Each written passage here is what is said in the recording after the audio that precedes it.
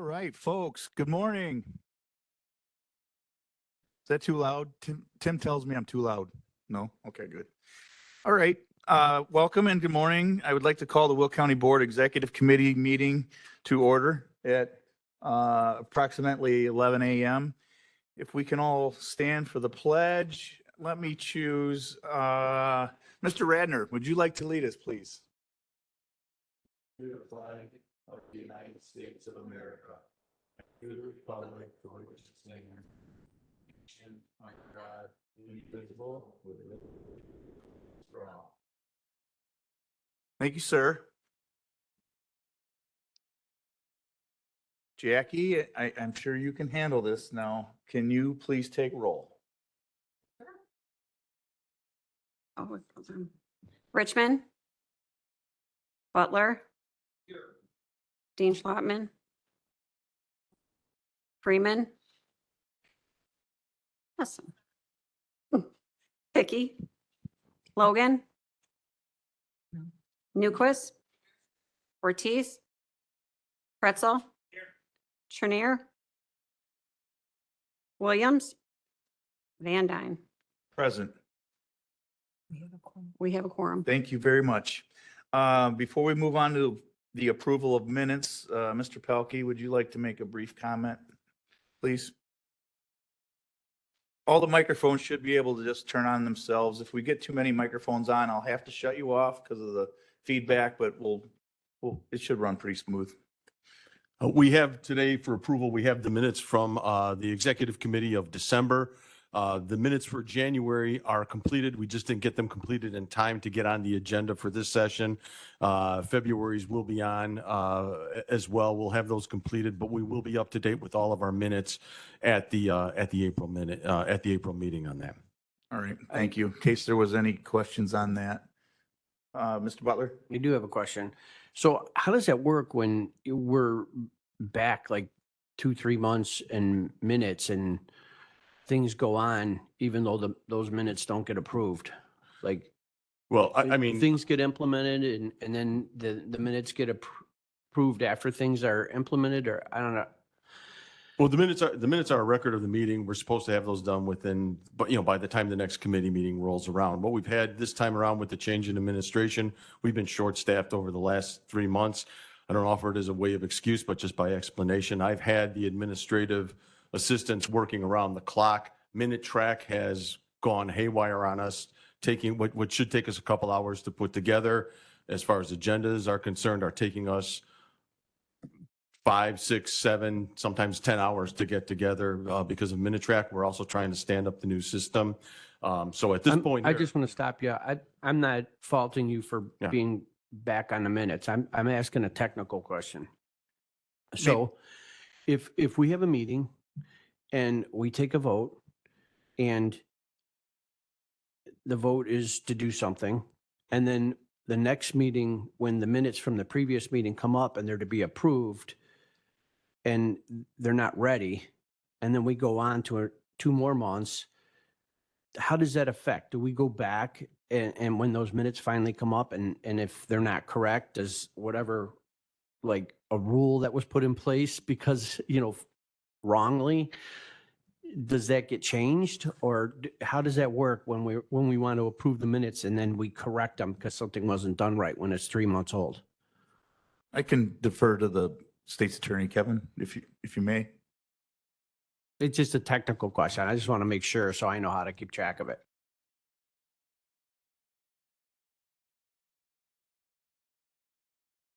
So the minutes are not the controlling law of what goes on in the county. The ordinances are approved within 30 days. That's why you get the status of what's been signed and unsigned. So the minutes themselves do not control policy or anything else. They're often instructive when we try to go back, look at something many years down the road.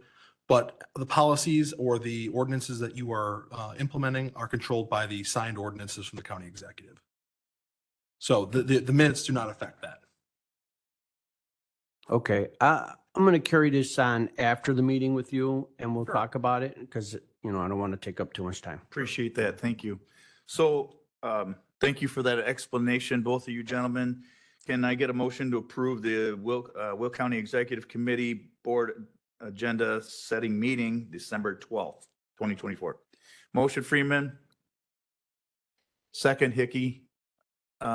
Question? Yes, I got I guess it's an amendment of the minutes. In item number 20, the text of that is actually the text for item number 21. And for item number 21, the text is for item 20. So they just kind of transposed. Okay, Just a correction. so let's let's do a motion to amend the minutes. Into amendment. Thank you. Let's take a roll on the amendment, please. Do you want discussion? You should be able to.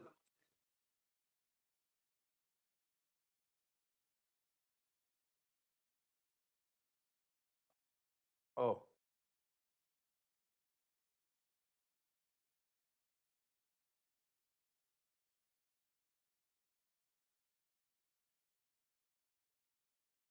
Discussion on the amendment, Mr. Butler? So this December 12th meeting is not to be confused with the 20th reorganization. When was the reorganizational meeting? That was December 2nd, I believe. December- This is just the executive committee meeting. Okay. All right, thanks. Thank you. So roll call on the amendment, please. Richmond, Butler, Dean Schlotman, Freeman,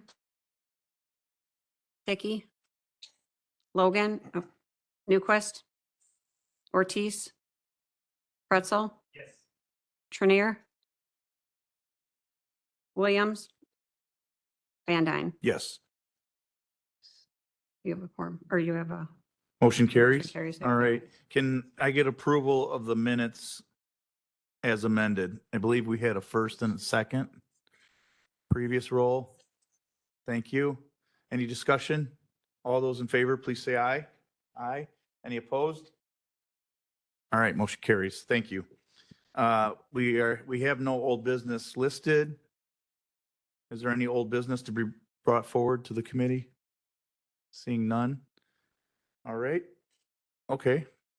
Member Freeman? I have mentioned a couple of times a desire to have like a Robert's rules, this is how we function as a board kind of thing, and I haven't seen anything in regards to that. Is it possible to have that happen? I had asked our chief of staff to work with Mary Tatro and try to come up with some dates. I believe our state's attorney would be more than happy to do that. I don't believe it's been scheduled yet, but that is in the process. Wonderful. I hadn't heard that it was in the process. Thank you. Yep, thanks for the reminder. They're working on it. Okay. Moving on to new business, I'd like to welcome Tina Mackey, the Will County Community Mental Health 708 Board Quarterly Update Presentation. Thank you so much. Easy for me to say. Welcome, Tina.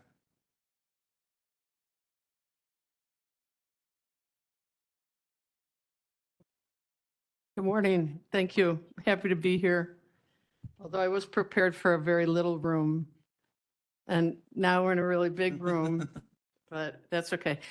So again, my name's Tina Mackey. I'm the director for the Community Mental Health 708 Board. And I'm just thrilled to be here finally. We've talked about 708 and you haven't had much in the way of a progress report. So I'm thrilled to be here this morning and to be able to share some information with you. And of course, to answer any questions that you might have. And if I may, I would prefer if you could complete your presentation and we can all hold our questions to the end. Oh, I think- okay, I sure. think it would be more, Sure. work a little bit more smoothly. The Okay. questions may be answered in your presentation, so thank you. Okay, thank you. Slide. So we've got some new folks here, so I thought I'd touch on a little bit of the overview and the history of the Community Mental Health 708 Board. Introduce you to our members. Some are here today. Talk a little bit about the needs assessment, a really important foundation for data for the 708 Board. Our calendar timelines, and then our workflow. We'll talk a little bit about the applications that we have and how we're going to determine what applications are approved, who gets what money, et cetera. the strategic priorities determined by the 708 boards, the number of applications, and then a little bit of a budget plan. So just a brief history, the Community Mental Health Act was actually signed by President John Kennedy in 1963. The feeling at the time was that it was important to move away from sort of warehousing folks in IMDs, Institutes for Mental Disease. That's actually is still today the name of the residential facilities, Institute for Mental Disease. Who would be looking forward to going and living at a place with that name, or even visiting a place with that name, right? So the idea was to move folks out of those facilities and move them into community-based services. And research shows us by any measure, the support services at a community-based level are much more efficient, much more effective in terms of support services for those individuals. In 1967, the House Bill 708 in Illinois approved in Illinois the Community Mental Health Act. So House Bill 708 really is how we sometimes refer to these boards as 708 boards. It's sort of a nickname that's caught on. There are over 90 community mental health boards in Illinois. Some are literally as old as 1967. Many are more current, as is the Will County Community Mental Health Board. So fast forward, in the fall of 2022, there was a referendum on the ballot to approve a separate tax levy rate not to exceed 0.05% in order to fund in three categories. Okay. Sorry. Okay. In order to approve funding in three categories: mental health and mental and behavioral health, substance use, and intellectual and developmental disabilities. So although we do have a community mental health board, 708 board, the Will County board, you folks, have the authority in two very important areas, but probably the most important areas. The approval of the appointments to the 708 board and the approval of the annual tax levy. So two very important points, and we're certainly grateful of your leadership and recommendations in that area, the guidance from the Will County board that we have. Slide. So the 9-person 708 board then provides the vision for the mental health needs, again, in those three categories: mental health, developmental disability, and substance use. The Illinois Community Mental Health Act that was passed in 1967 mandates that the 708 board act in several areas: review and evaluate community mental health service facilities, and we'll talk about that a little bit more in a minute. Plan for programs of community mental health services and facilities. Consult with others regarding the most efficient delivery of services. So I think that's an important point. The 708 board is eager to be sort of the expert in Will County and really learn about what services and programs are available, where are the gaps in services, where do we need support and help for folks struggling with some of those conditions. But again, most of all, sort of becoming the expert in the community, and then to appropriate the funds needed to maintain those mental health services and/or facilities. Slide. So the 708 board, last Monday we had an election, the second Monday of the month at 3:30. The 708 board meets every month. So we had an election. Elna Lynn Costa, who you know is our representative from the Will County board. So we're glad to have her now as our president. Elle's not here, she couldn't stay, but I know I can speak for her when I say if the Will County board members have questions or suggestions or want information, Elle, as well as myself, are available at your convenience at any time. So Elle's our president. Pat Mead, as of Monday, is our new vice president. Terry King, who actually is here today, is serving. She'll begin her second year as our treasurer. Jessica Parks was reelected as secretary. And then we also have Ashley Searing, Katrina Jones, Juhi Fahim, Tessa Quinlan, and Christina Centeno. Some of our folks have been with the 708 board since inception. Some folks are a little bit new to the process, and we're happy to have some new faces. Slide. One of the initial tasks of the 708 board, again, we talked about being knowledgeable about Will County, being knowledgeable about the residents. So in the spring of 2024, the 708 board engaged the Will County Medical Center, Will Grundy Medical Center, and their Health Equity Institute to conduct a needs assessment of folks that live in Will County. And here's the document. If you're interested in the document itself, we can provide you with a copy or with a link.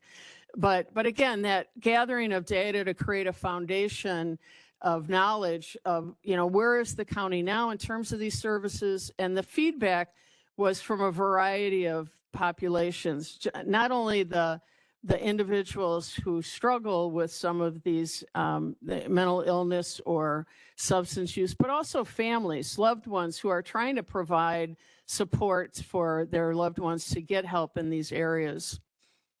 And then also very important from providers, what programs and services are being provided, what are the barriers to providing more service, what's our plan for continuum of care, what's our plan for integrated care in the future. So lots of good information available through the needs assessment. So some of the common themes that were part of the feedback, access to care. When we talk about access to care, typically feedback includes cost, availability, and transportation. Those are very typical barriers identified as barriers to access to care.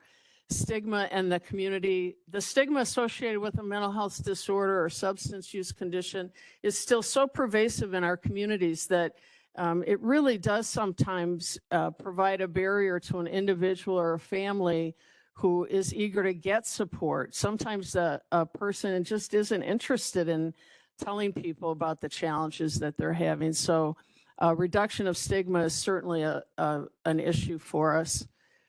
Underserved populations, feedback about the concerns beyond just the mental illness or substance use disorder. We talk about it's sort of a new expression in the field, the social determinants of mental health. So the impact of violence and food insecurity and housing and feedback from folks who are living with those conditions and how that affects their mental health. And then crisis supports and service gaps. Again, emphasizing that importance of continuum of care, integrated care, and how do we provide those services for a wide variety of individuals in the community.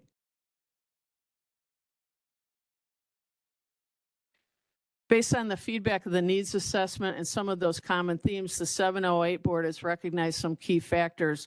Workforce development, there just aren't enough mental health professionals in the field.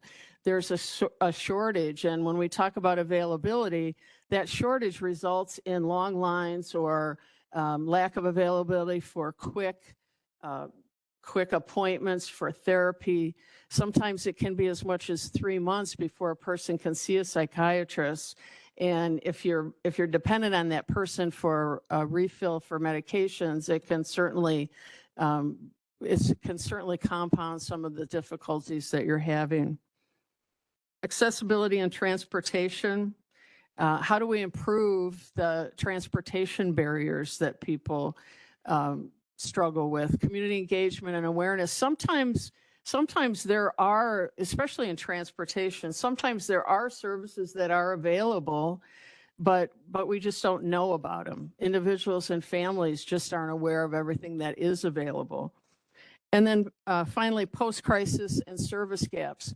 This is a real important key factor. If a person is struggling and gets support when they are in crisis, for example, perhaps they're hospitalized, and then the crisis is over, How do we intervene and provide those continuum of care services so that the individual, they're going right back to the same environment that resulted in a crisis, that resulted in their hospitalization, or sometimes maybe even results in incarceration?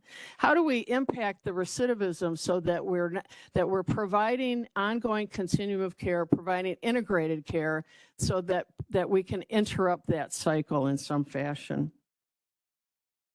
Okay, so the good news, we've had our 2025 grant cycle.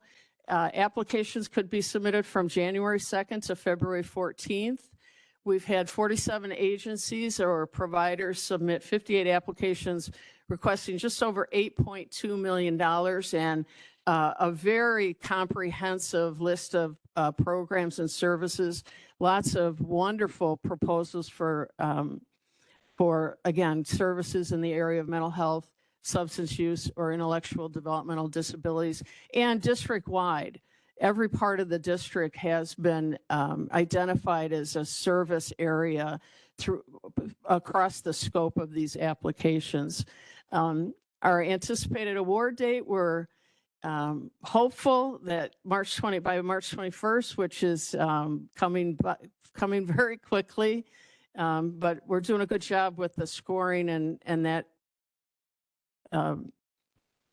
evaluating applications and scoring. And so I think we're going to do well meeting our target. So we've got about $5 million to spend. We'll talk about that a little bit more in a minute. We've got $8.5 million in grant applications, or 8.2 rather. So how are we going to decide? We've got the 708 board some time ago initiated a request for proposal and hired a consultant to specifically work on review and scoring of applications. The consultant is Diversified Services Network. They're out of Naperville. They've done a really good job for us. So an application is submitted. In-house we do, so I go through, for example, and make sure it's an eligible application, and not based on the narrative or based on the program or the service, but rather the organization or the entity. Do you have an FEIN number? Are you in good standing with the Secretary of State? Are you in good standing with the state and federal Internal Revenue Service? Pretty typical screening process for a grant application process. And then I forward it to the consultant. They have a person that goes through the application. We have a scoring rubric. They go through and objectively read the application and score it based on the rubric. Things like, financial security. Are you licensed? Does the program that you're outlining make sense? Does the organization that you represent look like they're well able to implement that program or service? So those kinds of things. Do you have a board? Does the board meet regularly? Do you have an annual audit? So those kinds of things are part of the scoring rubric. They have a round one of scoring, so an individual reads the application, reviews it, scores it, and then gives us good feedback about the positive elements of the application or things that seem like they're not quite right, or maybe be a shortfall, or why they maybe fell short in the scoring process. And then once that individual is done, it goes to a second person who then again independently scores that grant application independently of the first score. It doesn't know the scoring, doesn't know anything about the feedback of the first score. So there's a second score that shows a little bit about the value of the application, the consistency. If the two scores are significantly different, there'd be some conversation about where the weaknesses lie. They would talk to me. I'm happy to say that the majority of the applications have gone through the scoring process, and pretty consistently the two scores have been very close, very close. There's usually only a few points difference. So it's been, I think, a good process. Once the scoring is completed, then they send it back to us, and now we're in the process of analyzing the scores, going through the applications once again, making sure that the organization or the provider is able to do what they say they're going to do. And then we look at a little bit more specifically at funding, other opportunities that they have for funding. If the program that they're talking about is eligible for Medicaid reimbursement, then the 708 board wouldn't be so interested in funding that program. So that kind of detail is where we're at right now, going through that process.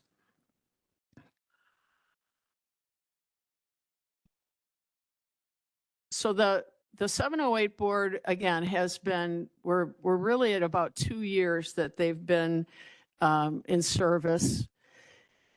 The needs assessment and the feedback, some of the programs and services that are provided in the community where those gaps in services are, have led to the development of the strategic priorities. And the strategic priorities were an intricate part of the grant process.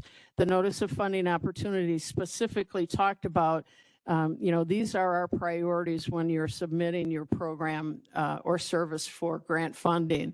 So the first category, crisis supports and service gaps, we talked about this a little bit. Where are the gaps in services? Who is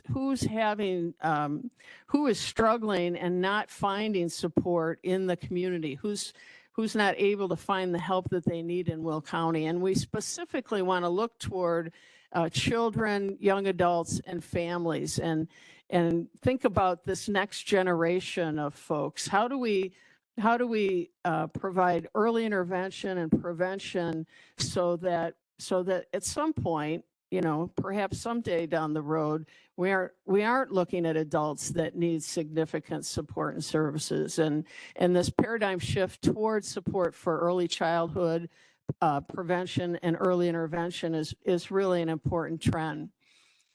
Intellectual and developmental disabilities, the 708 board identified this as a category of its own. If you are acquainted with a person who has a diagnosis of intellectual or developmental disorder, you know that there are a plethora of support services and programs until that person is 21 and a half.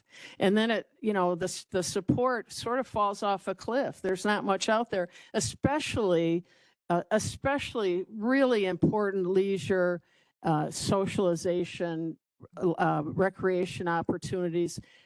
Even folks and this showed clearly in the needs assessment, even people who have good support from local providers with housing and a pretty stable home environment and food security identify significant difficulty with depression and loneliness because there just isn't much out there for those folks to participate in. So the 708 board, again, identified that as an important priority. Suicide prevention, the link between mental health and substance use and suicide is significant. And again, we can't talk about suicide prevention without talking about a reduction in stigma. And so what's the role of the 708 board in that area? We'd like to think at some point the 708 board will be a leader in the community in terms of the reduction of stigma, education and awareness of individuals and families, and again, the provision of services that fill some of those gaps. Transportation, cost, availability, transportation, one of the big three. So transportation, we want to make certain that people are aware of the transportation that is available.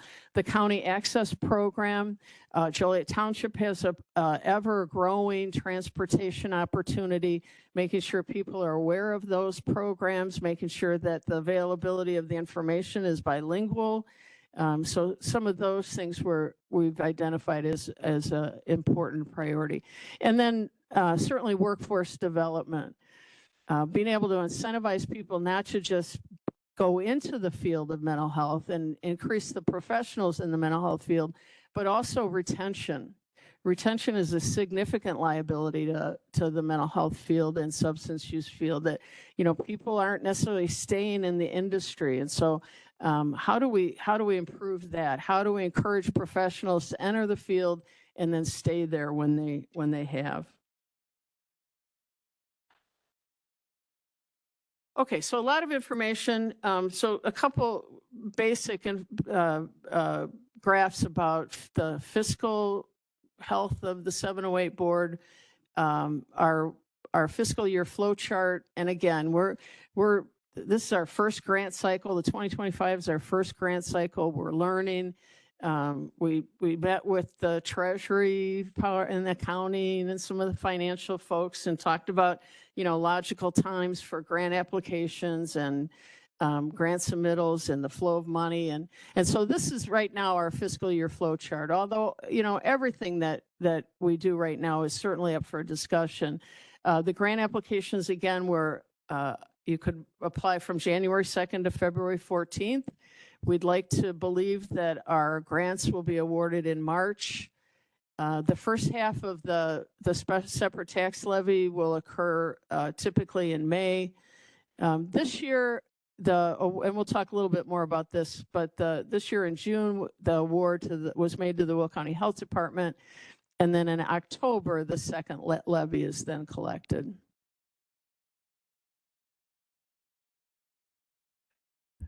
So the 2025 grant cycle budget outline, we start with fiscal year 2024. So the separate levy was collected the first half in May of 2024, approximately $5 million.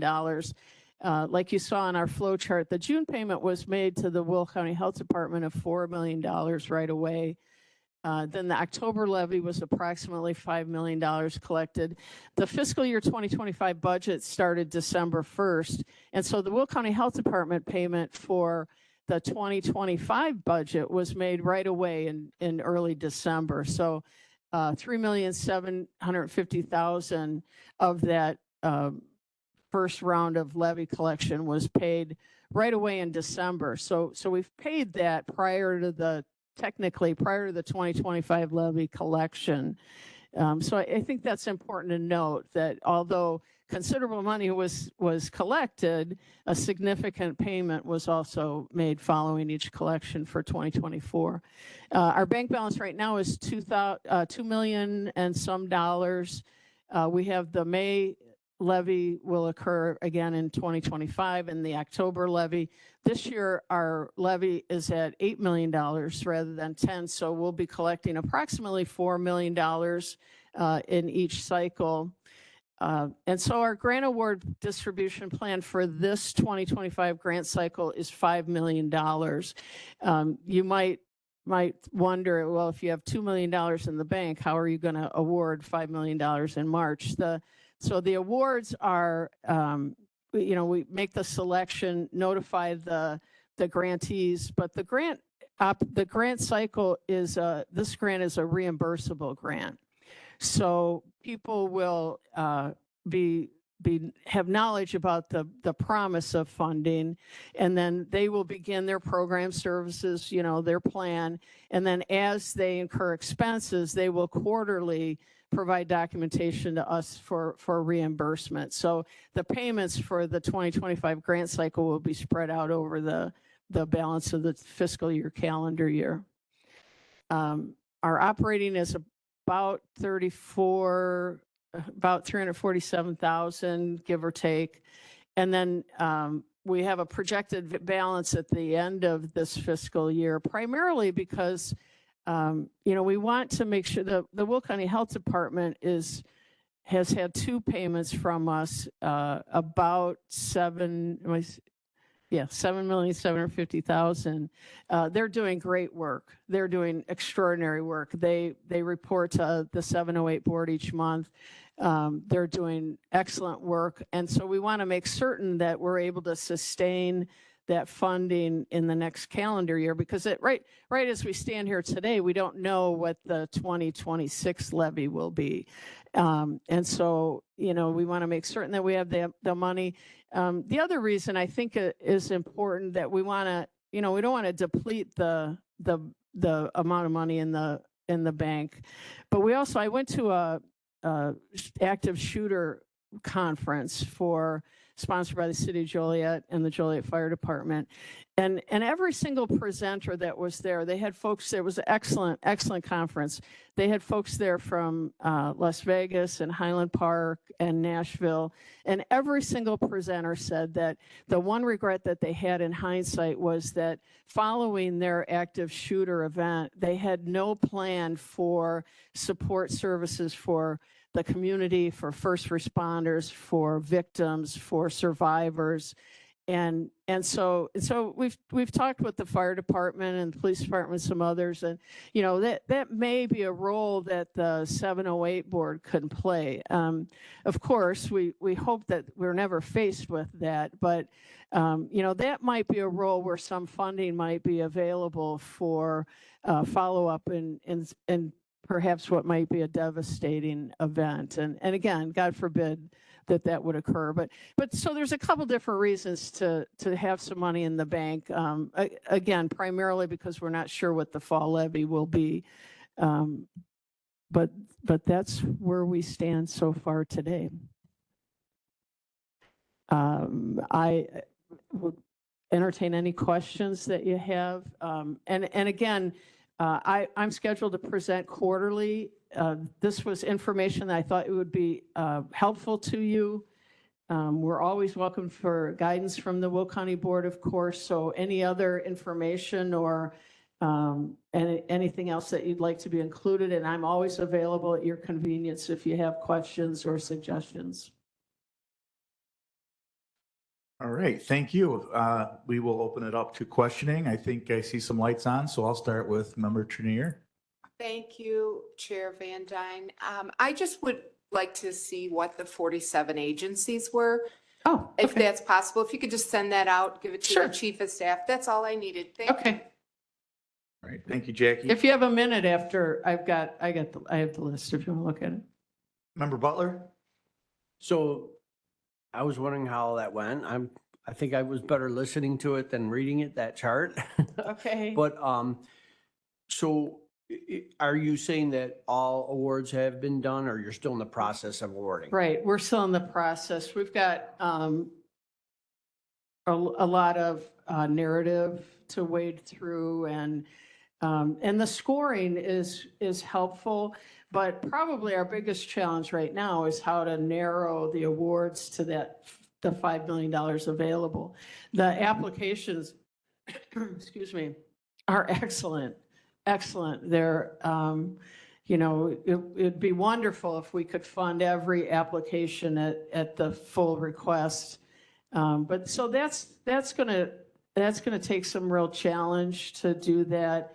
But again, the scoring from the independent consultant will drive a lot of the decision-making and the ranking.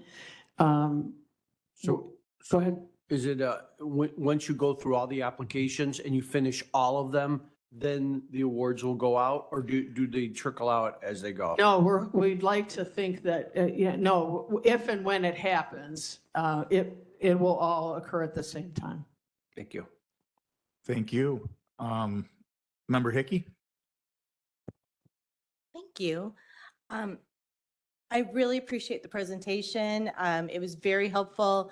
I have 2 adult sons with autism, so I was really encouraged to see the information that you had about IADD and loneliness. That is a huge piece of the problem that I Okay. see in my area, even just in my neighborhood. Okay. So, and sometimes in my home.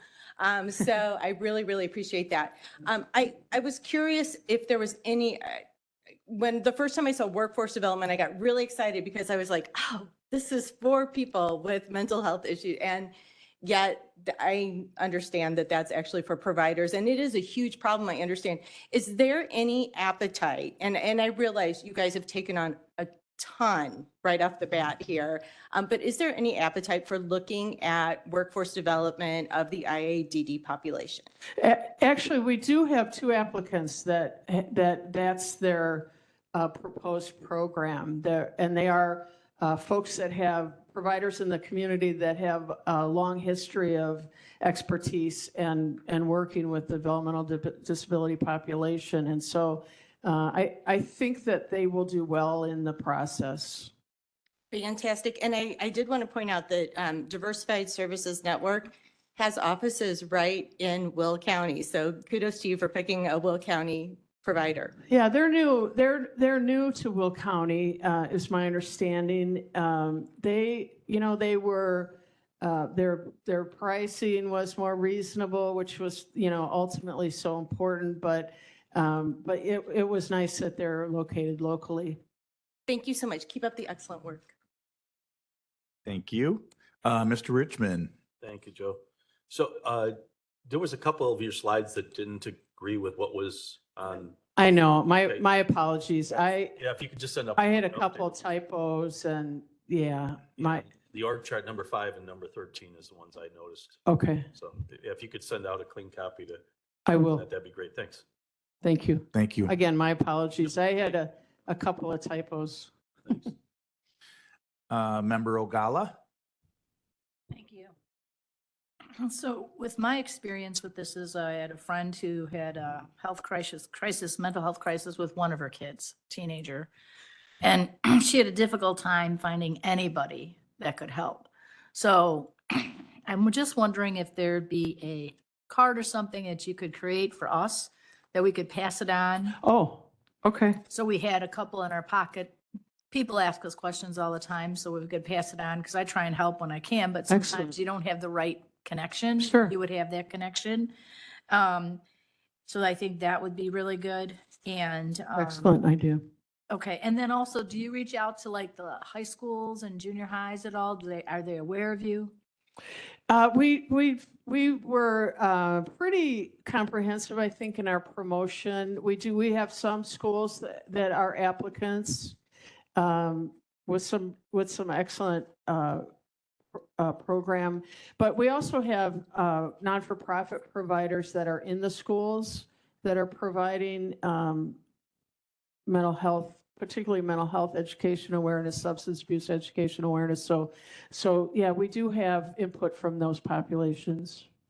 Okay, and then I do think it's a great idea to have services for young children because if you don't start helping kids when they're youngest, when you have the most opportunity to create a positive for their future, it can be hard for them. So, I mean, and I don't know what it might look like, but a lot of kids I know that have IEPs, verifying or checking, I don't know if you can, but to make sure that their IEPs are successful for them. Sure.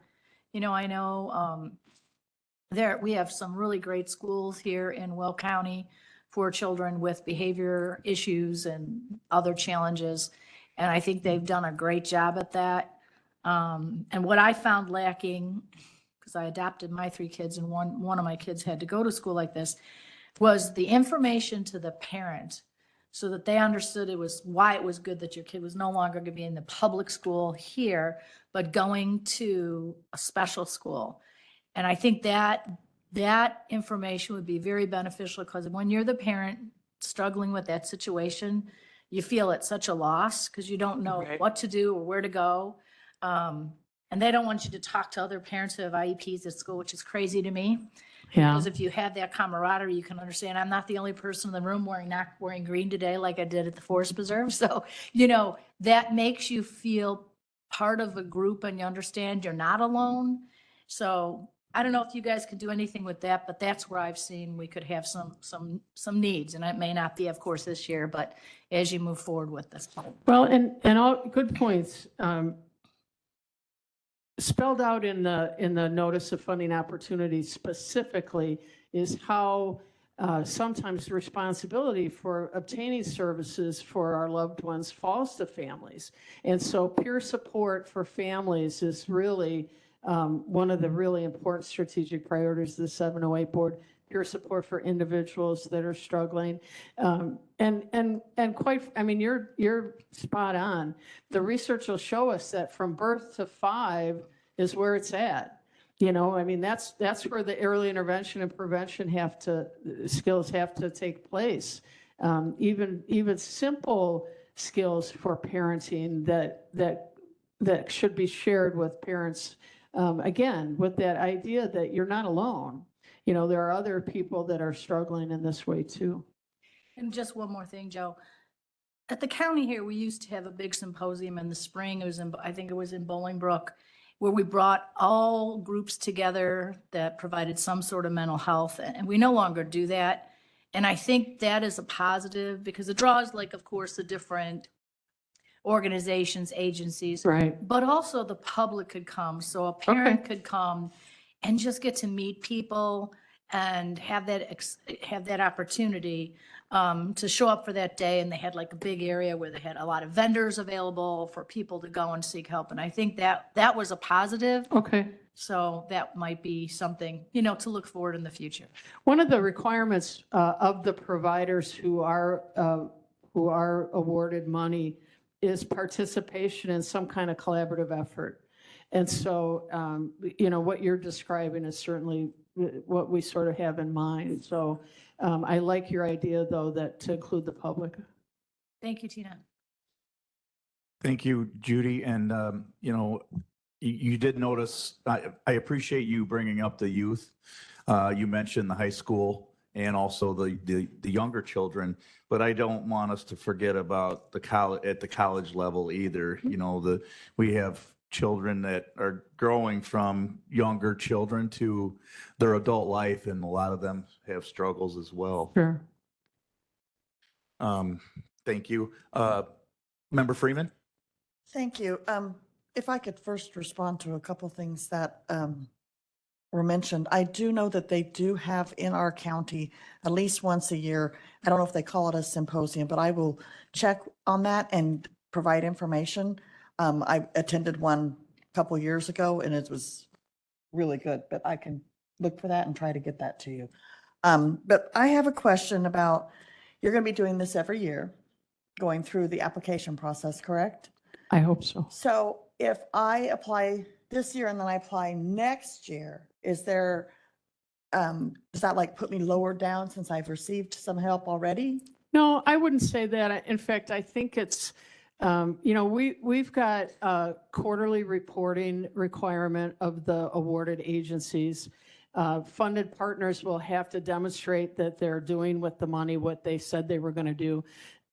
So those folks that are successful, and unfortunately, there's no guarantee from year to year, but sustainability is a high priority for us too. So, you know, if you're successful in your effort, we want you to do well and continue in that success, right? So I think probably just the opposite. It's likely to put you in a position to hopefully obtain funding for that sustainability effort. Again, particularly, and we're going to closely monitor the reports and certainly do on-site visits and check out the programs and services and make sure people are doing what they said they were going to do. But again, folks that are successful, we really want that to be sustained in our county for our residents, right?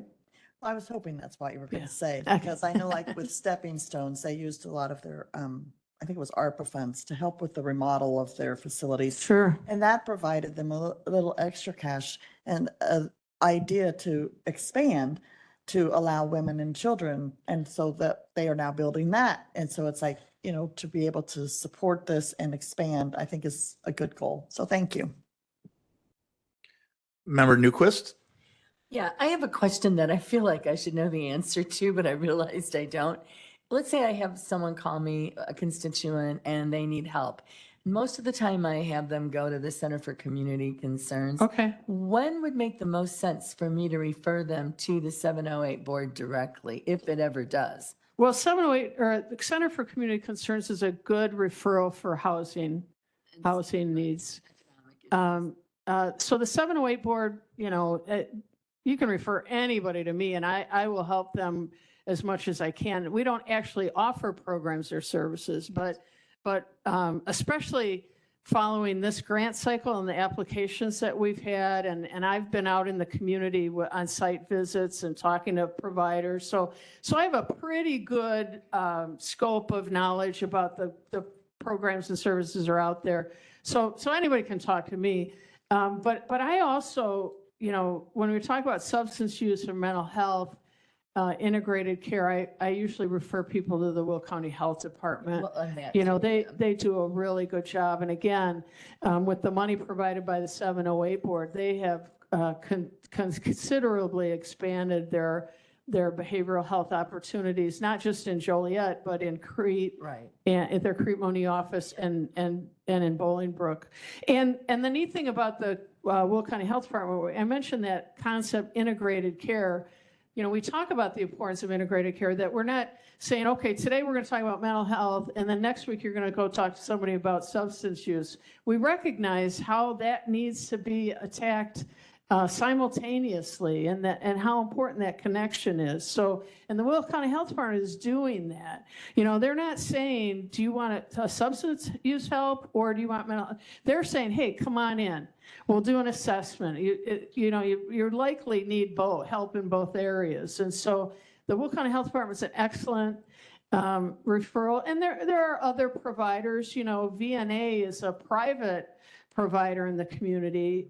They have a couple of locations at Romeoville, Bolingbrook, and a new location in Joliet. They are an excellent organization for mental health support and bilingual mental health support, limited insurance and no insurance mental health support. And so yeah, the long answer is absolutely have them call me if they'd like, and I can provide a lot of information. But if somebody's in crisis, Right. I'd say, 988, 911, of course, and the Will County Health Department. Right. Yeah. You guys are not set up, I understand, to be like a crisis response, but you're also not really you're not really a referral service either. Right. So I think at some point we will be. Okay. I think at some point we will be.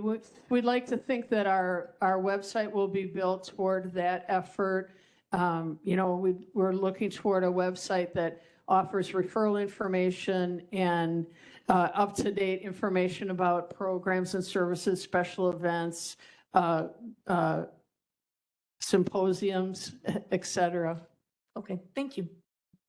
Member Hickey? Sorry to ask another question real That's quickly, okay. but kind of tagging on to what Member Newquist just said, you're not going to be in the business of directly providing services. That's not something that you see in your future, is it? No, not, I mean, that may change sometime down the road, but no, we're primarily interested in funding the providers. Okay, that's what I wanted to make sure, because I was concerned. The idea of you looking at the efficacy of IEPs, I mean, that's something that's already done by the Department of Education and ISB. So I just wanted to make sure that that wasn't something that you're branching out into. No, but I think we want to be mindful of the applications. We want to be mindful about a good, comprehensive list of services. And when we talk about children and young adults, you have to talk about schools, right? And again, we do have some excellent applications from area schools that address not psychiatric services, but counseling services on site after school. And even some of the providers are talking about those kinds of services, because we just have to endorse that paradigm shift of support to young children and families. Okay, I wanted to clarify, because when I read back in the notes, the discussion when the original funding was going through, there was a lot of concern about duplication of effort. And I just wanted to make sure that that wasn't happening. So Sure. thank you very much for your answer. Yeah, most schools that we've crossed paths with have one social worker, and sometimes it's one social worker for several schools. And so, and that's, Mr. Butler asked that question. That's exactly the kind of thing that we're looking at as we're prioritizing. Is it a school that has 5 social workers?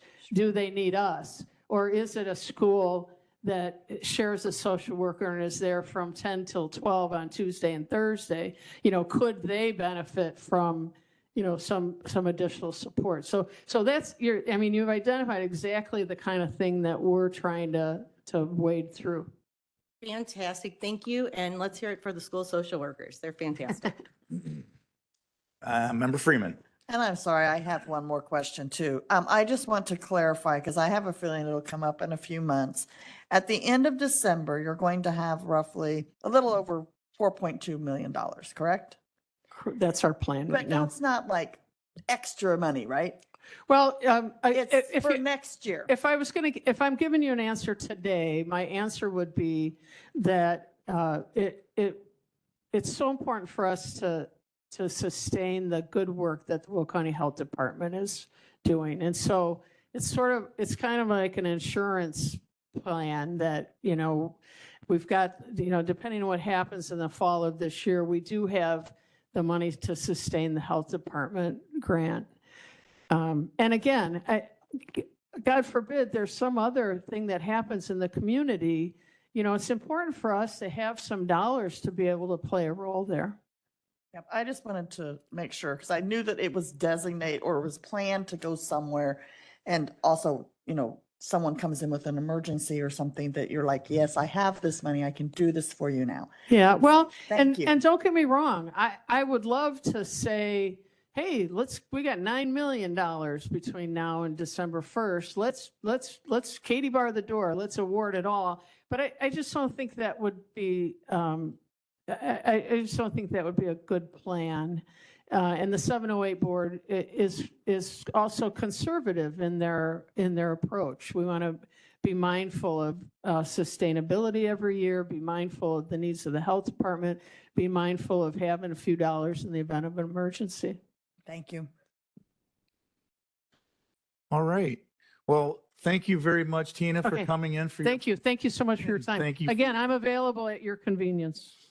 And as you can tell by the questioning by our board members, this is a very important task that you have, and we really appreciate it. So Thank you. thank you very much. Okay, moving on, I would like to invite Mr. Mahoney to the hot seat.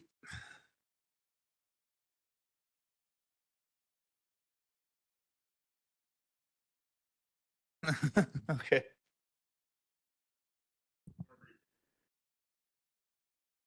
Okay. Your microphone should be live if you turn it on, wherever you choose to sit.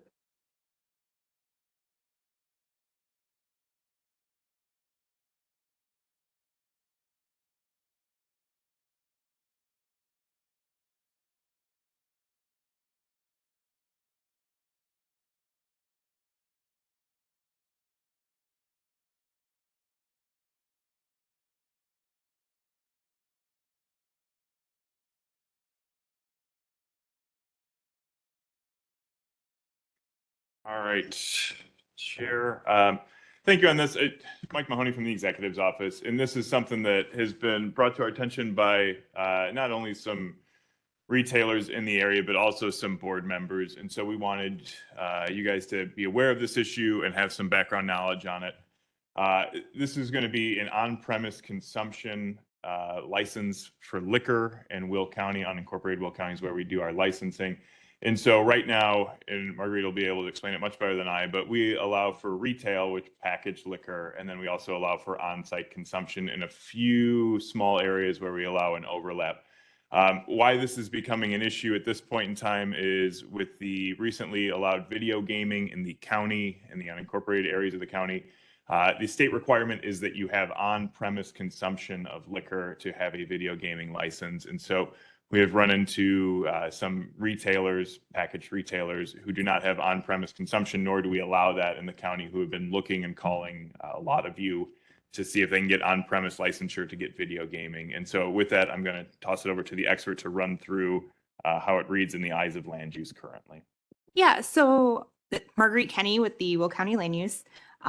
Basically, the way zoning looks at it is you have two separate land uses. You have the retail sales of packaged liquor, like Mike Mahoney was mentioning, and then you also have restaurants and bars where you can actually sit and enjoy an adult beverage while either eating food with dinner or just having entertainment, being at that type of bar or tavern atmosphere. With the video gaming, initially we considered it accessory to a permitted use, but with the on-site consumption, we are seeing the establishments that have the retail sales, they have to pursue a new land use classification for the on-site consumption. So you are seeing retail stores having to obtain a special use permit for a bar or tavern if they don't meet the threshold of meeting the definition of a restaurant.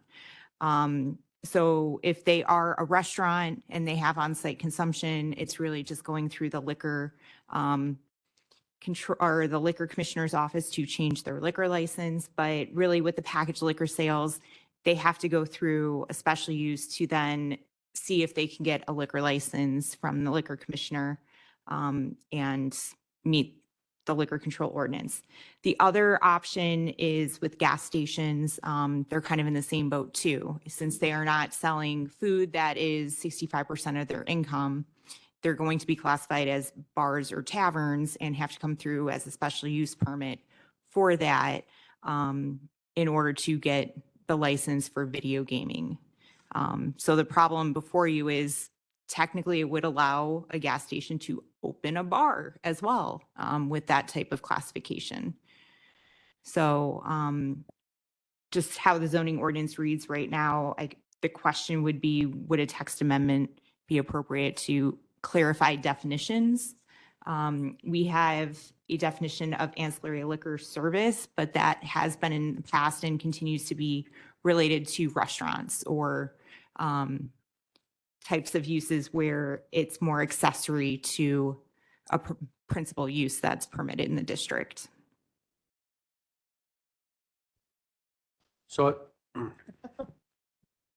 Okay.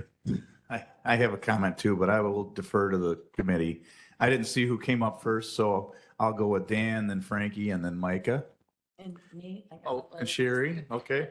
So They can't see me over here.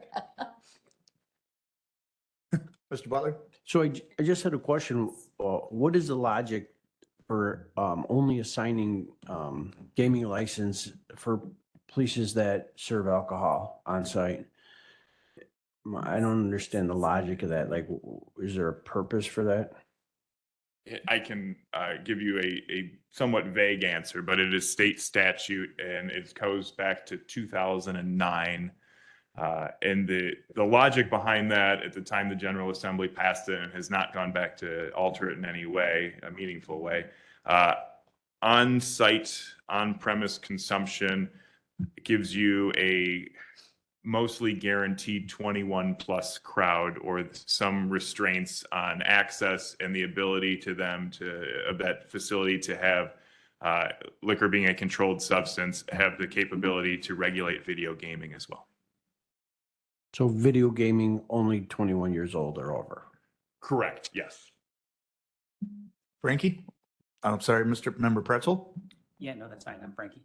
So couple points of clarification questions. When you say retail space, I'm trying to wrap my arms around who's even asking here. Are you talking about just liquor stores?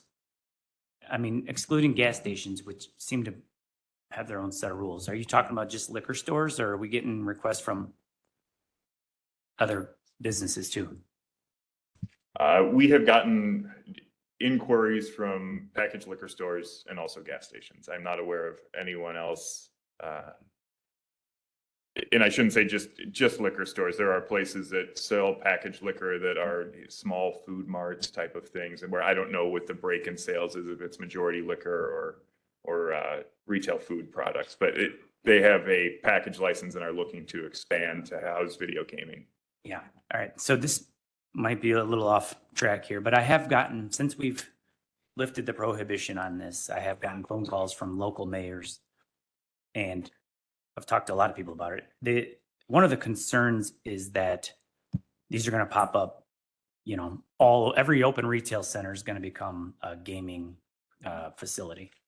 And that wasn't the intent, I don't think. I can't speak for the entire board when we lifted the prohibition. It was more of a create a level playing field with the municipalities that are offering it. And then you cross the street in the county unincorporated area doesn't allow it. That didn't make sense. So we were just, I think, trying to create a level playing field. But I do want to make sure that we don't flood the market or saturate the market to a point where now you have all these places that give up a portion of their space to allow gaming, but nobody's coming because they're everywhere, right? So I want to make sure that we're offering businesses the opportunity to have it without creating so many that it really doesn't benefit anybody. So I do want to just be, I don't want to make it so loose that, you know, you can have it in a laundromat and a donut parlor and a crumble cookies, you know, like that. I think we need to keep it somewhat, you know, limited. And then we need to do that through whatever we decide on today. So I might come back, but those are my comments for now. Member Freeman? Thank you. I'm going to agree with Member Pretzel, but I've tried to read this, and maybe it's my foggy brain this morning or afternoon that says, so I understand you have to have a portable license to have a gaming. Are you suggesting we do a package instead of a pour? Because I thought it was a state statute that said pour. The state statute reads pour license, which is on-premise consumption. So like a normal gas station cannot, no matter what, even if our ordinance says yes, cannot have a gaming without a pourable license. That is correct. Okay. And to be clear, at this point in time, we are just presenting information to the board. Okay. Because I got a little confused with all of that in there. So thank you. Member Newquist? I mean, I personally have totally never understood the logic of allowing a pour license at a gas station. But having said that, most municipalities, at least out in my neck of the woods, do allow this. I mean, almost all the gas stations have video gaming. Heck, we have an antique store with video gaming. They serve wine. We have a hair salon with video gaming. Same thing. They serve wine. And I've looked at the revenues. I mean, having had my own video gaming and liquor license at one point, I used to pay a lot of attention to the revenues. It's not quite a zero-sum game. Usually when you add new players, the total pool of revenue goes up slightly, but but each individual licensee usually loses some of their revenue. I mean, just depending on where they're located and what else they offer and things like that. But my thing is, if we don't allow this, we're really not, I mean, we're putting gas station owners in the county at a disadvantage to their municipal counterparts. Even though, like I said, it seems pretty oxymoronic to me, it is very common everywhere else, so. Member Chenier? Yes, thank you, Speaker Van Dyne. This may all end up being moot.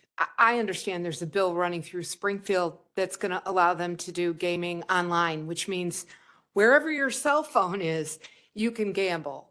So while I understand the concerns about this popping up everywhere, I think it's already going to pop up everywhere. And I can gamble on my phone now with buying a lottery ticket. That's not what I'm doing at the moment. I was just going to ask if that's what you're doing now. I am attempting to retire from Are my you day winning? job, You can't and win I've if you been don't on a play. lead with IMRF for 1 hour and 8 minutes. So there you have it. They need more help. Okay, thank you. Mr. Richmond? So it's been, I don't know. This is a slippery slope. I mean, I'm sitting there thinking, you know what, I can go into Mariano's and get a drink, and I guess all they need is gambling machines. And then you mentioned beauty parlors, and I haven't been to a beauty parlor. Well, yes, I guess my daughter cuts my hair. So, but where do we stop? Again, this goes back to our conversation is, you know, we could have video gaming every place. But then again, who is the winner and who's the loser? Who do we pick and choose and all that kind of stuff? I don't know. This is a tough one because there are a bunch of people that could be responsible and just buy one, take a sip of it, sit there and play video gaming in a nice gas station or that. They don't want to go to a bar, or they don't want to go to a club or restaurant or something like that. So I don't know. This is a tough one, and I think I don't have an answer. I mean, I don't have an opinion, I guess, yet on this, but I'd be interested in hearing more about the beauty parlors and antique shops and all that. How is it that they, is it because they're is it all right if I direct a question? Can I ask? Okay.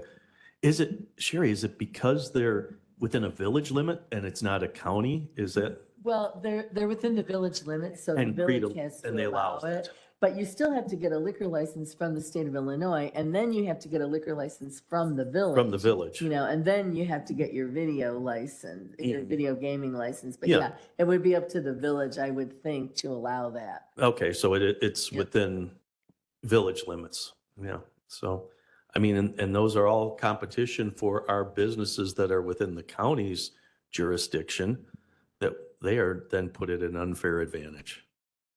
So I guess it's something to think about. So thanks, Joe. You're welcome. If you may, can I jump in, Member Ogala?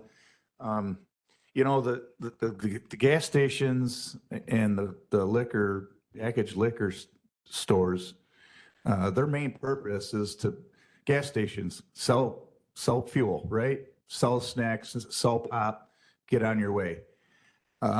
I see absolutely no reason to give any gas station a poor license just so they can have folks come in and take room up from the gas pumps to go in and play games. Packaged liquor, their main goal is to sell liquor, take it home, right? Why would you allow someone to come into the liquor store to buy packaged liquor and then also pour them a beer? I would not be in favor of either one of those two businesses. And I still don't understand how these gas stations have these gaming machines in them now. And you're right, it takes away from other folks that their sole purpose is to sell food, alcohol, have a game, gaming system in an establishment. So that's where I land on this topic. Ms. Ogala? So Joe, we are in complete agreement with that.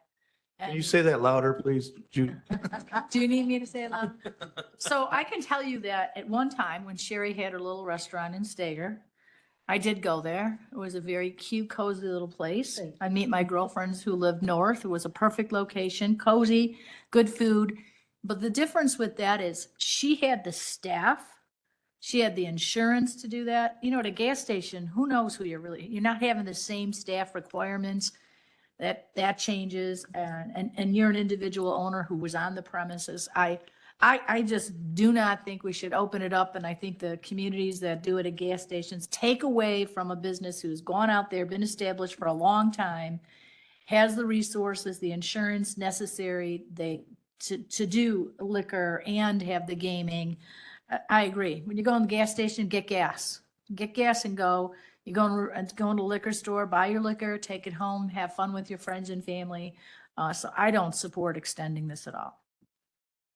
Okay, second round, I got Dan, then Frankie, and then Sherry. I did see you over there. Thank you. All right, Dan, Mr. Butler.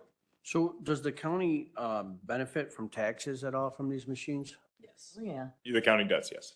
And like how much, like per machine or Uh, percentages? I would have to pull a report for you. I don't want to speak off the top of my head on it, but the Illinois Gaming Board does a report every month for jurisdiction and what that municipal share goes to a jurisdiction. Now, for us as the county, we only collect from unincorporated machines. So is it like 2%, 10%? It's I think the current status is we have like 19 of these in the county and we're bringing in just over $300,000 a year.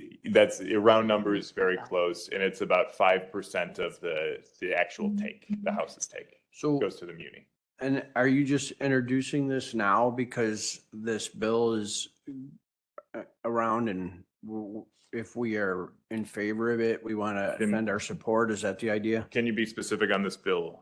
I heard there was a bill to allow gas stations to non-pouring So areas that have liquor So license. gas stations, it depends on your jurisdiction.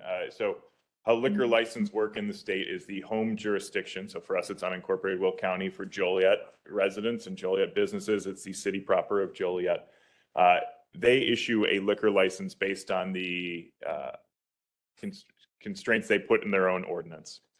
Those licenses then go to Springfield. There's the Illinois Liquor Control Commission in Springfield.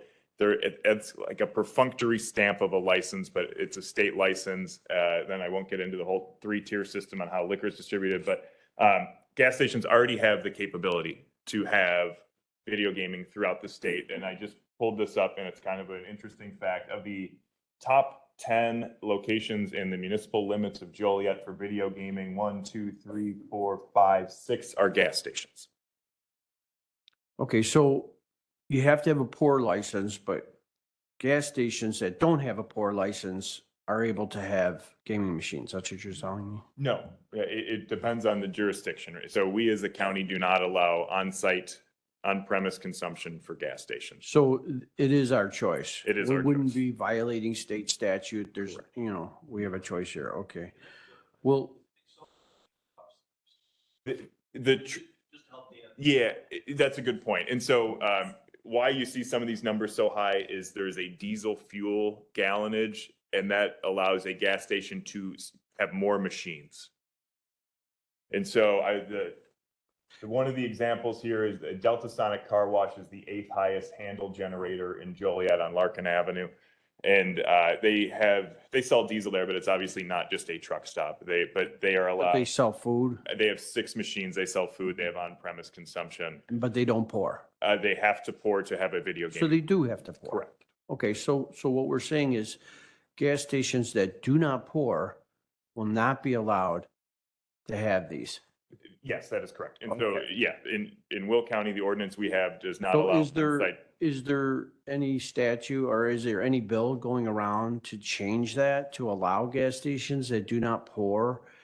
Did you say that? None that we have seen. There's 6,000 bills out there this year. I have not gone through all of them, but I have not seen anything that changes on-premise consumption mandates. I'm still unclear why we're introducing it then. It sounds like they can already do it. There was interest from gas stations and liquor stores to have us provide them the pour license. That's why they're bringing this forward. Okay. There's been interest in I'm sorry. unincorporated Will County. Yeah. And so for the first time, I think it was October, November, we allowed video gaming outside of fraternal organizations and people that were previously grandfathered in. So we have new levels of inquiry now that we have. I completely understand. I missed that. I'm just going to say for the record, while Frankie had talked about not beefing up these licenses because it diminishes from the pool, I also do not want to beef up these licenses, and not necessarily for the same reason. I actually just don't believe in online gambling, and I think I've seen a lot of people's lives destroyed by gambling, and the fewer of these, the better. All right. Thank you. Mr. Pretzel? Thank you. Yeah, I appreciated several of the comments I've heard from, members Newquist and Ogala. I have also heard that there is a finite pool of people and money to be spent, and that pool doesn't necessarily grow as you introduce more of the machines. So one of the other reasons, other than to create a level playing field, that I heard mentioned when we lifted the prohibition on this in October, was to give some of these struggling small bars and restaurants the chance to stay in business.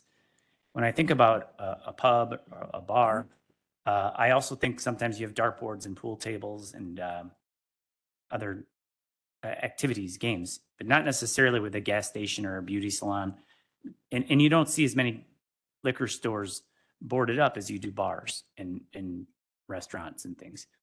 So for those reasons and the reasons that I heard you mention and Member Ogala mentioned about, not necessarily wanting this in gas stations, I think that I'm fine with keeping it the way that it is and only allowing it for facilities that have the pour license.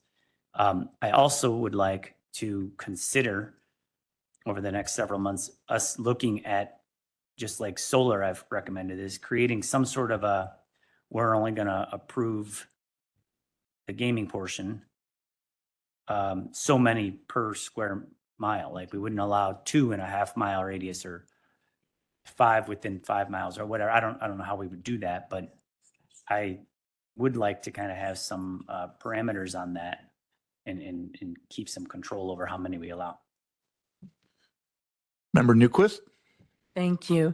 So I still had my gaming license in my restaurant when they started allowing gas stations, et cetera, to have pour licenses so they could get video gaming too. And I was quite outraged by that because part of the original intent of the law, or at least this was one of the stated original intents of the law, was to help bars and restaurants compete with casinos, that were, and things like that. So I really felt that it was totally taking away from the original intent of the law. However, they all have them now. And when you talk about you should only get gas at gas stations, that sounds great. But if you look at some of the gas stations out there, there's a brand new gas station in Stager. Now this is in the municipality. It's not in unincorporated. And it is 3 stories tall. It has a complete liquor store with quite a vast selection. It has event space for rent on the 2nd floor. It has a restaurant attached to it. I mean, it's like a grill, like kind of like a fast food restaurant. So what is that, a gas station? I mean, clearly they are looking for people to come in, and either buy booze or go to the restaurant. I mean, it's not just a gas station. And I would say that most new gas stations fall into that category, although they might not be 3 stories tall, which is a little ridiculous. So thank you. All right, Mr. Mahoney, other than information, what are you looking for this committee at this Chair, point? Yeah, appreciate that. And so this was just something, we've had a few board members reach out to us about why not this, why that. So we wanted to present, this is just informational. I'm happy to hear the direction of the board is to kind of maintain status quo. It sounds like we are not recommending a change out of the executive's office. I think in 30 years' time, gas stations might be some super complex where you're spending your whole day at the gas station, and the future board can have that conversation. But as of right now, we would prefer that everything stays the same. What we're doing right now seems to be working well. There's going to be a few people that are left out of the video gaming license process, but liquor stores and gas stations, and that is well within your purview to restrict that. So thank you. Thank you. All right, let's move on to the next topic, please. Thank you, Marguerite. Raffle license waiver provision request, Ingalls Park AC. And so the county is the jurisdictional authority for raffle licenses for establishments and organizations in unincorporated Will County that would like to run raffles. If requested, they can waive the requirement to get insurance or a raffle bond. This is a request to waive the requirement for a raffle bond. That goes just to the executive committee. If it's approved, I believe unanimously in exec, then we are allowed in the executive's office to waive that bond requirement. Ingalls Park AC has been a good raffle partner with the county. We've had no issues that we know of out of our office dealing with them. And just for a little background for people, a raffle license or the bonds cost between $100 and $300. So for small organizations, it can chew into proceeds from small raffles. Yeah, I would like to ask for a motion. I have a motion by Newquist, second Hickey. Any discussion? Do we have a clean roll, Jackie? Is there a previous? Thank you. All those in favor, please say aye. Aye. Any opposed? Motion will carry. Thank you, Mike. All right. Would you like to move me on to number 4? I would. Amending the designating ordinance of Will County in connection with the Des Plaines River Valley Enterprise Zone.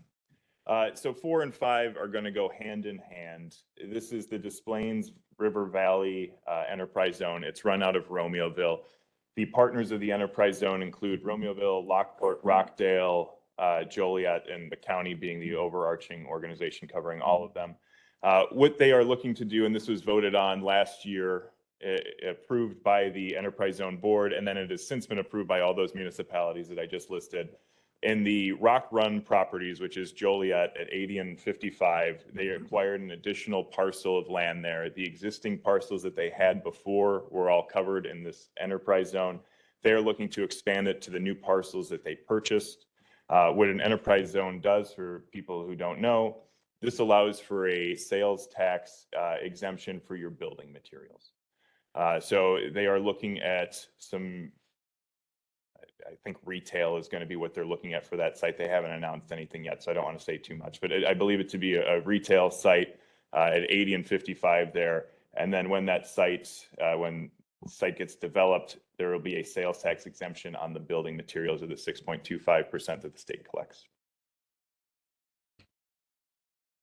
Question? Let's get a motion in a second. We'll put it on the floor. Motion, Freeman. Thank you. Discussion, Member Freeman? So what kind of loss is that to us? I mean, just the ballpark, not holding you to the. Yeah, for Future. something like this, it's going to be de minimis because once you have a retail location set up, the county receives a very limited sales tax. We have a large jurisdictional base on it, but for individual properties, we have a very small sales tax. For the construction portion of this, it's 25 basis points is what the county gets in sales tax. And so for a retail location, Joliet's agreed to it, Romeoville's agreed to it, everyone else has agreed to it. It's Joliet's the main sales tax driver on that. That was my next question. I don't know how much the building will end up costing, but you would recoup it in the retail space within a matter of months. Okay, so it's just for the building materials. Correct. There are other enterprise zones throughout the state that do property taxes. We do not do that. Okay, and everybody else is on board and knows Yeah, exempting this. and for the Des Plaines River Valley Enterprise Zone, we have had a tradition as the county of being the last one to approve it. So it has gone through Romeoville, Lockport, Rockdale, Joliet. I think Lockport approved it in either at the end of December or early January. And so now we will be the last ones to approve. Every other municipality signed off. Okay, thank you. Member Ogala? Thank you. Yes, as Mike said, we're always last, which is very good because everyone else is in agreement. If they weren't, we would not, approve it. It's an incentive. We do not do TIF districts at the county. We do enterprise zones. So the nice thing is you get the people, they're interested in building, they have the savings of not paying sales tax to build it. That's a great incentive for them to come to unincorporated Will County, put something up, and it's a benefit to everybody, I think. It's a good idea. Okay, any other discussion? Before we move on to previous role, I was just informed, Ms. Chenier, I don't think you responded to the last vote, so would you like to be a yes on? Thank you. Previous role?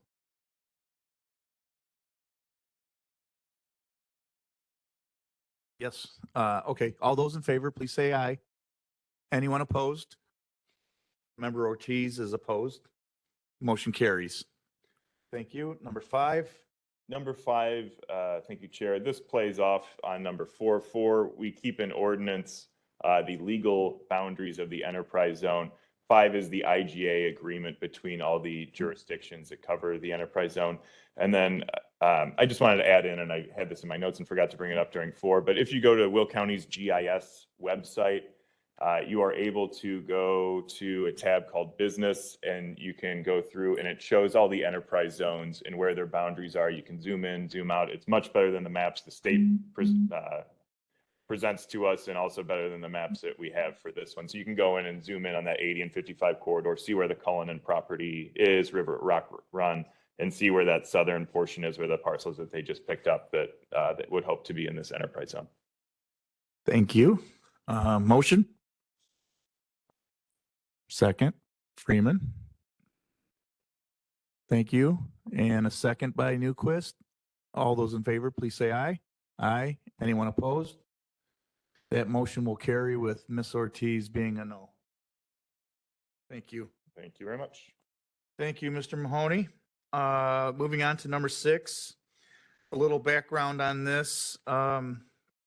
This was discussed at legislative committee, and we felt an urgency to get this on this agenda. Can you explain a little bit, Chuck, on the process, that what had taken place prior to putting this on the agenda? The item was brought up under other new business on the last legislative committee agenda. I believe you spoke with Member Ortiz, Chair Ortiz, about bringing that to the executive committee. In the process, what we did was we sent out a letter. We had a discussion with leadership. We sent out a letter with leadership support from Joe to the Will County delegation and the General Assembly, the bill's sponsors as well, telling them that that there was that the Will County leadership supported this particular piece of legislation. In fact, both bills, the Senate bill and the House bill, and that we expected a resolution in support of those bills to follow after this county board meeting. So that's where that stands. Thank you. Is there a motion? Second, Freeman. Any discussion? Chair Ortiz, would you want to jump in and explain these bills, or are you good, or? I'm good. Unless anyone has any questions, I can answer. But I just want to say thank you to the speaker and to the chief of staff for getting this put together, sending out a letter, and getting this on the executive committee agenda as soon as possible. You're welcome. I know it was time sensitive, and so previous roll. Is there a second? Second, and Ms. Ortiz, would you like to be a yes? All right, all those in favor, please say aye. Aye.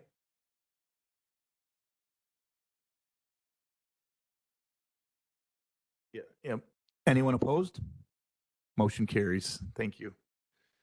So yeah, just the members that are present here for that vote. Yep. Okay. Any other new business to be brought forward? I don't think so. No request for state's attorney's opinion unless you absolutely have to say something, Kevin. All right, we can move on to committee reports. I think all the committees have taken place, but does anyone have anything to add? Chair Trenier, Public Works and Transportation? Thank you, Speaker Van Dyne. Actually, I was not present at the meeting. I was at the NACO conference, and I know that Vice Chair Revis is not here. I did listen to the meeting afterwards. Everything passed unanimously. I don't recall if there was any particular discussion. What I didn't know is if there was this need to have an additional vote after everything passes unanimously to concur that it should go on to a consent agenda, because I don't believe that happened in the meeting. So that seemed to be an issue at our last full board meeting, and I'd like to know if we've gotten that clarified. I don't believe we have. I'm just going off of what the state's attorney had suggested, that there does not have to be an additional vote. So we're staying with that rule, that opinion. Yeah, until Okay, I until, just wanted to make sure. yeah. And did you want me to talk about ad hoc ordinance or no? It's not on the list. It's not, It doesn't come up until the next executive Yeah. committee meeting, I- which was by agreement. Yeah, I can just let everybody know if that's all right. yeah, if you. Yeah, feel- we plowed through 3 chapters, unanimous support as amended in the committee. They are not on your agenda today because of when the meeting was held. It was Tuesday. So they will be on your monthly agenda next month. We had a 2-hour and 15 minutes or something meeting. Went very, very well. And next month, we're going to take up the corrections that need to be made to Title 10 and Chapter 30 that were suggested. So All right. we just didn't work on that this month, but we will next month. And it looks like you guys are always going to get these things like a month later. We might approve it in March, but you're not going to get it till April. Okay? Thank you. Yeah, thank you for that update. Moving on to capital improvements, Chair Freeman.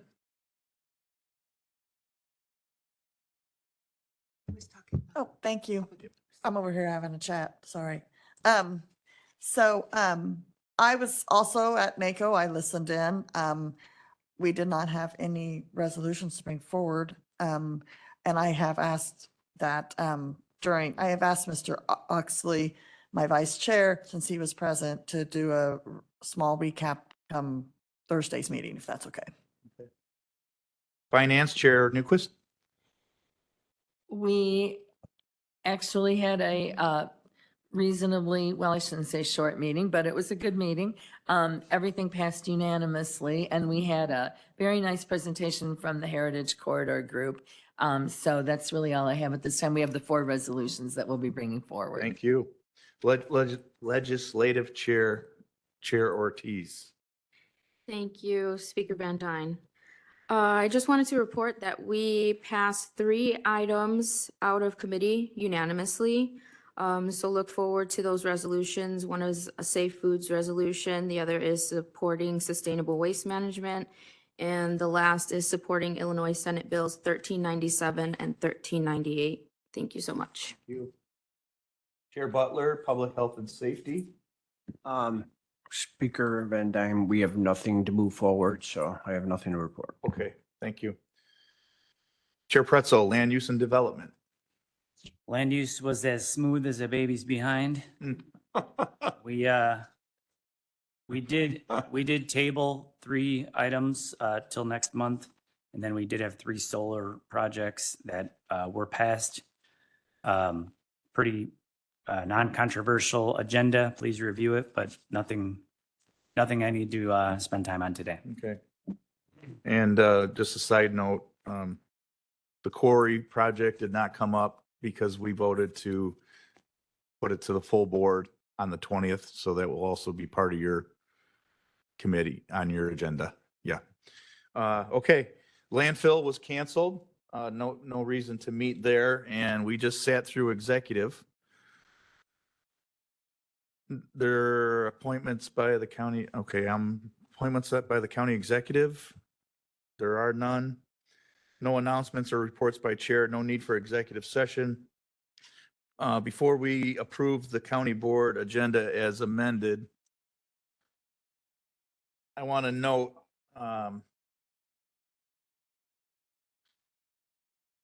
under new business, the presentation of the 35th anniversary of the Friends of Sunny Hill, and also a resolution and certificate of authority for the county engineer to enter into an agreement with the state of Illinois for the acquisition of rock salt and other materials. Are there any questions on those 2 items? None? Okay. Can I get a motion to approve the county board agenda as amended? Okay, motion and second. I think we need one more amendment. There was on the finance committee. The last item typically on the finance committee is just the monthly financial reports to be placed on file. That's not included on the draft agenda, so we would need an amendment to place that on the agenda as well. Okay, does your motion contain that the 3rd edition? Yes? I don't know who who made the motion. Let's just start over. A motion to approve the county board agenda as amended. Ortiz motion, second. Hickey, is there discussion, Mr. Richmond? I just have something before we adjourn the meeting. Okay, That was also- okay, great. Previous roll? I'll make a previous roll. Okay, we do have a previous roll in a second. Discussion, Ms. Ocala? Yeah, I just have a comment. Regarding the going to the full board meeting and you have consent agendas just happening. I did speak with State's Attorney, Assistant State's Attorney Mary Tatral, asking her about and she hasn't gotten back. She's on vacation. Okay. But to me, to be transparent for the consent agenda, I think it would be appropriate to read whatever committee is we have on the consent agenda today, items 1 to 6 or whatever they might be, so that it's out in the public, it's heard. You don't have to be looking at the agenda. You could hear, I don't know how many Public Works and Transportation had, maybe 6 items. Read them out loud as the consent agenda without discussion, because it's consent agenda. And then after that, if somebody wanted to pull something off, they could for it. I'm just looking for transparency to the public that's there that day. Granted, it takes a little while to read 6 items, but not as much as having had a vote on each one, as well as open to a conversation about every item. I think that would be appropriate for transparency. Okay. Point well taken. Mr. Pretzel, before we vote on the agenda, you have a comment or discussion? Point of clarification. Yeah. Question. So I get a lot of calls from attorneys and things asking about order of land use and whatnot. And just so I know, and so the board knows, where are we at with these emails? I guess specifically for the quarry, are we going to be reading those all this month or?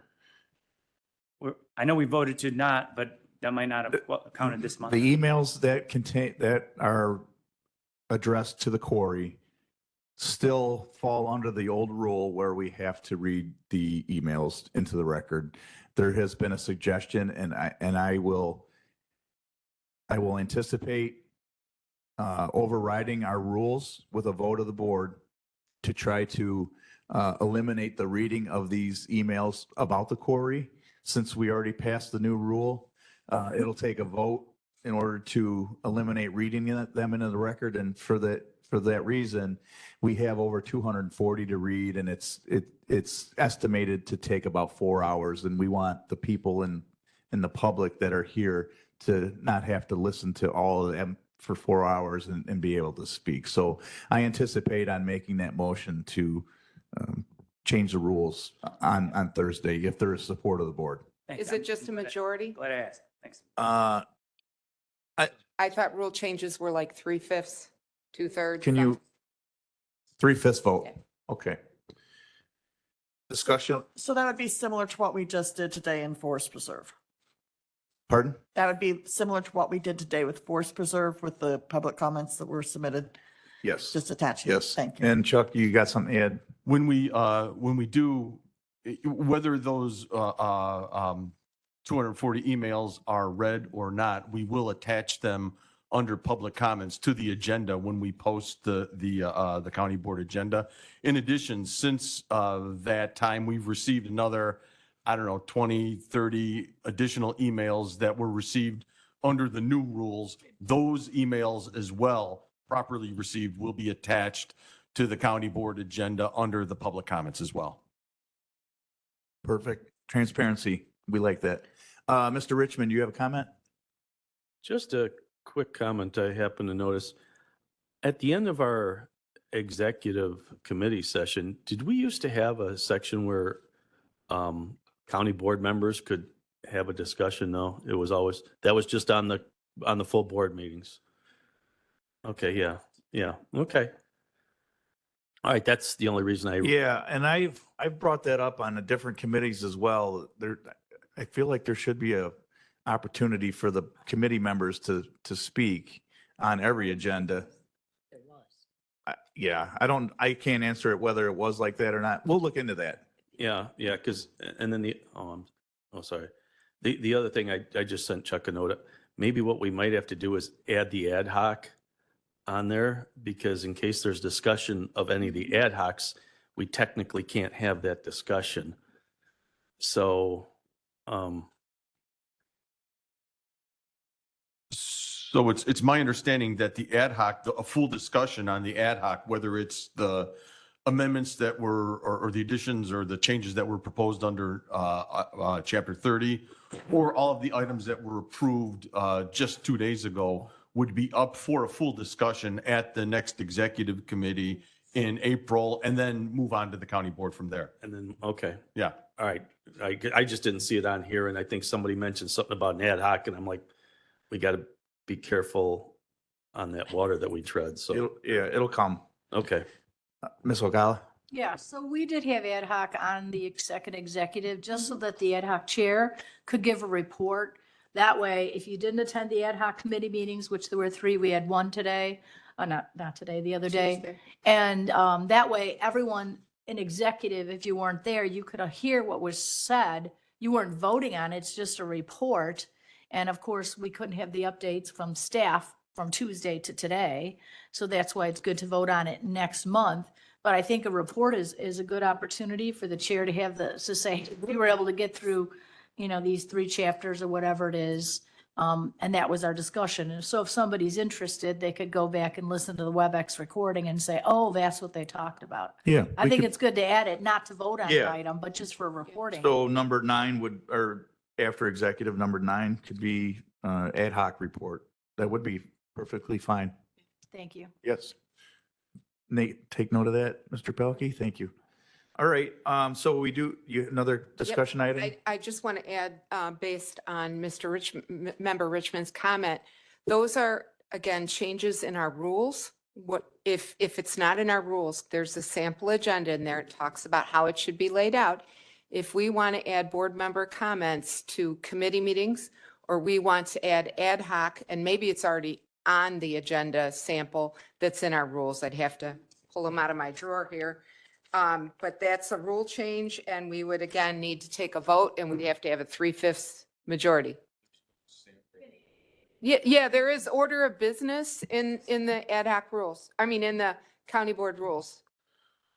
I believe the order of business relates strictly to the county board, if I'm not mistaken. I don't Okay, think there's not any. the committees. Not the committees. There's no Oh. sample agendas of any Okay, committees you're right, or anything you're right, along those you're right. lines. You're So I absolutely right. think based upon the speaker's direction and the board's direction, we can modify those agendas to include Yeah. an those ad two hoc or include another item in there. Thank you. No, I misspoke. You are correct. It is just the full board meeting that they have the sample agenda in there for. Thank you. Okay. Any last comments about our agenda? Oh, we have to vote first. So all those in favor, please say aye. Anyone opposed? Motion carries. You need public comments too. Oh, did I? Yeah. I missed public comment. Oh my gosh, I'm just trying to fly through here. I would like to welcome anyone from the public wishing to speak at this time. Mr. Ronaldson, are you okay back there? Thank you for sticking around. All right, no public comment. Yeah. Motion to adjourn by Ortiz.